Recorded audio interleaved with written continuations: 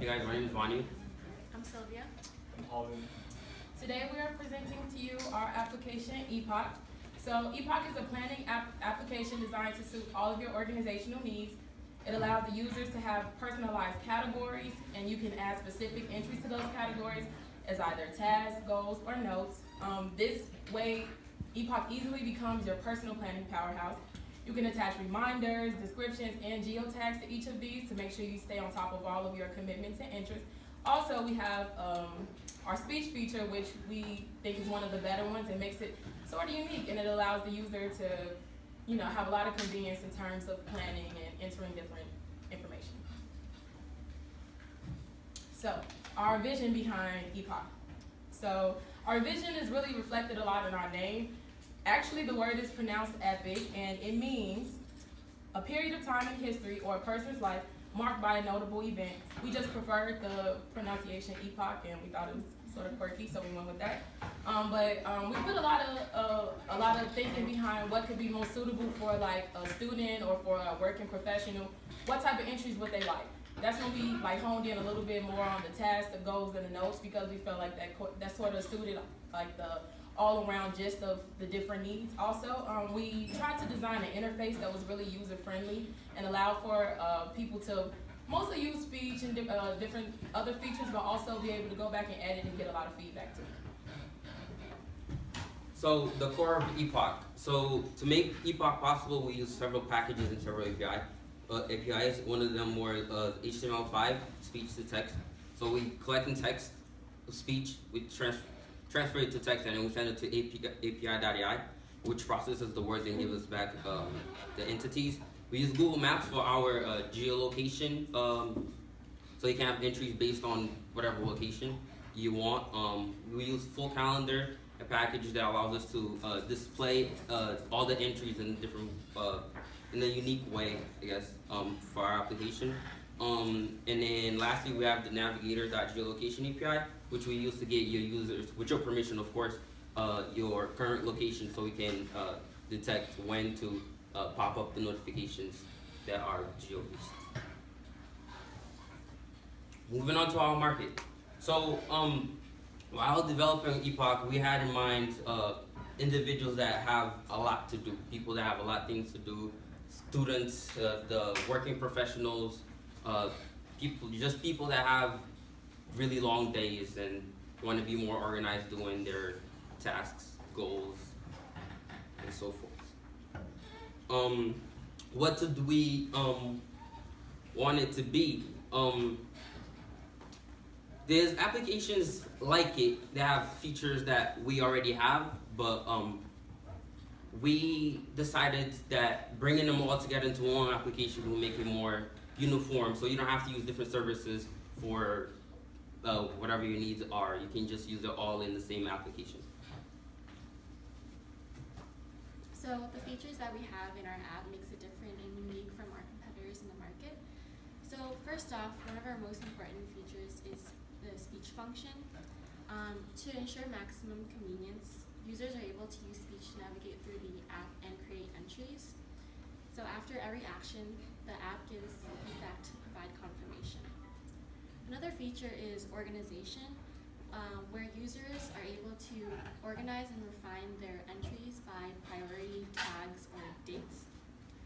Next, we have calendar, which is another form of organization, another view of how you can see what you have coming up. So we have an upcoming page, and we also have calendar, where you can see what you have in the current month. Nextly, we have reminder.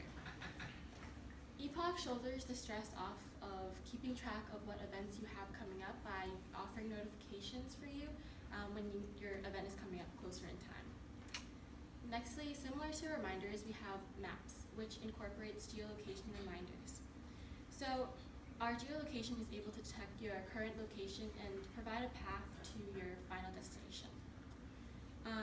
That enables, when you're in a certain radius from your destination, the app will able to give you a signal or reminder when you're closer to that location so you can complete that task.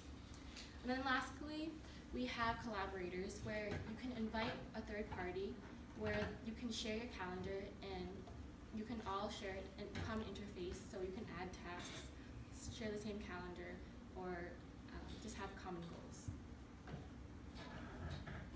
So these are the two competitors that we think kind of like a competition to us, because we use a big part of our app is calendar, a way to display every entry in a timely manner, so you can organize yourself. And Evernote, which allows you to take notes, and we also have the ability to take notes.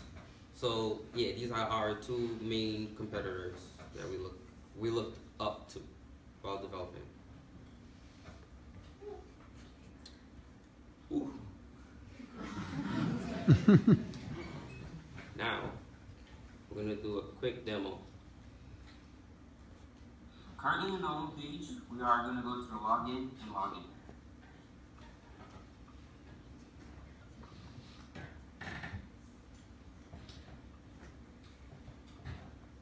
Upon logging in, now in the upcoming page, you can see all the entries we have coming up for today and tomorrow. What is coming up for tomorrow? Here's what's coming up for tomorrow. Every entry in upcoming has a done button, which you can click and determine if that entry has completed.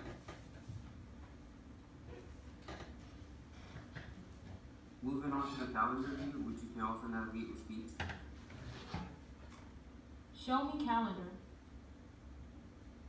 You can have a different view of all your entries, this time for the entire month.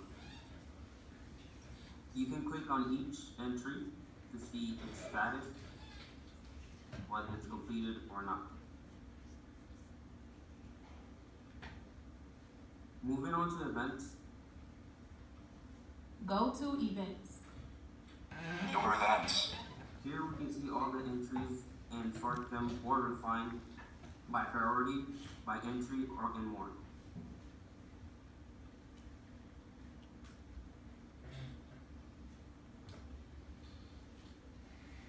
Ryan is also able to create location-based reminders.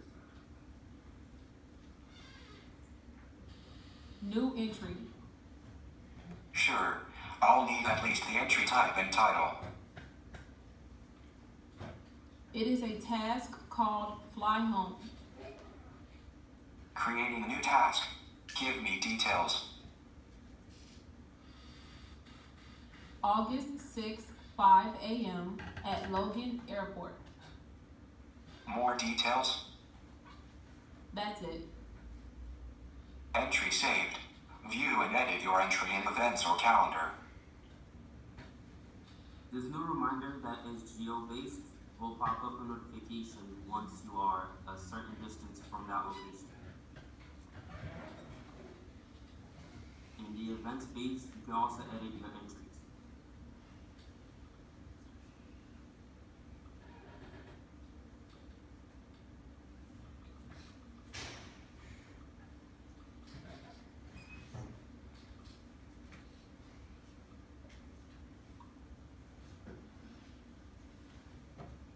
All right, so next, we wanted to show you our collaborator feature. There's a lot to show. We decided to show this one because I find it really cool. So collaborators, as Sylvia said earlier, it works. The way it works is you find the email of the user that you want it to be a collaborator with. The email has to be exact, and then upon looking for that user, which you could see, well, Safari. You see right here the email, so I'm gonna look for it, which as you can see is the user right next on the next window.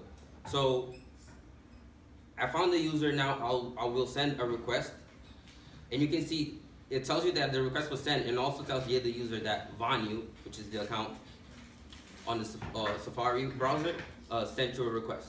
You can come to your notifications where you will see Vanu wants to be a collaborator, and then you can either accept and deny. Accepting would make add you to the person's collaborator list and him to your collaborator list, and denying it would just erase the notification and not do anything.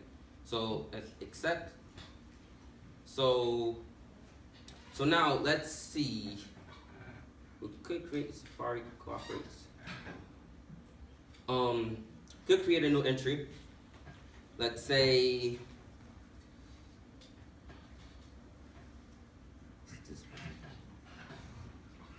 and then let's say, well, today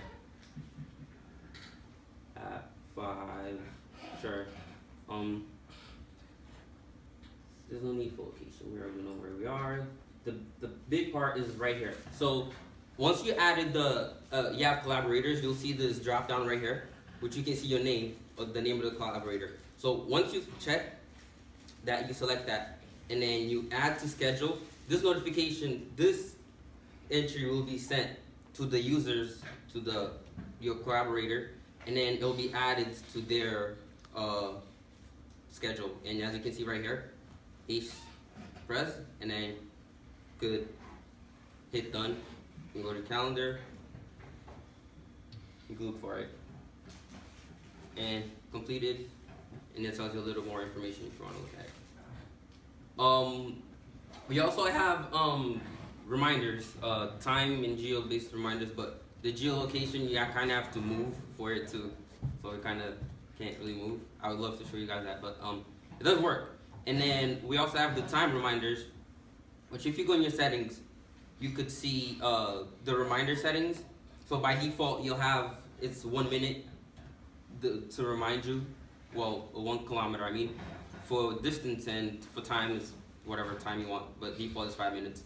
And so after setting a notification, 5 minutes before that notification hits, it'll send you a notification. I don't really want to make you guys wait, but I don't know if you have time. 3 minutes left. Just give it 1 minute. Go for it. So what time is it? It's 4:03.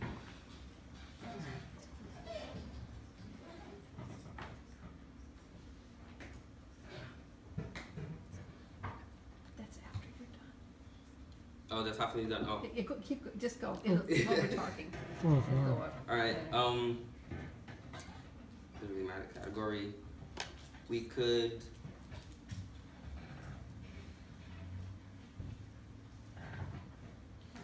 We'll just add the entry, but we're not gonna have time to actually see the pop up because we have the next one coming up. But Colin, take it away. So, for the future of the Epoch, from what we built like so far, we're gonna continue growing our app. We hope to expand on speech features to be able to play back or just add the entries easier and incorporate more APIs such as Ubers and transform the Epoch into the convenient mobile app that will be very easily accessible in our daily life. That's it.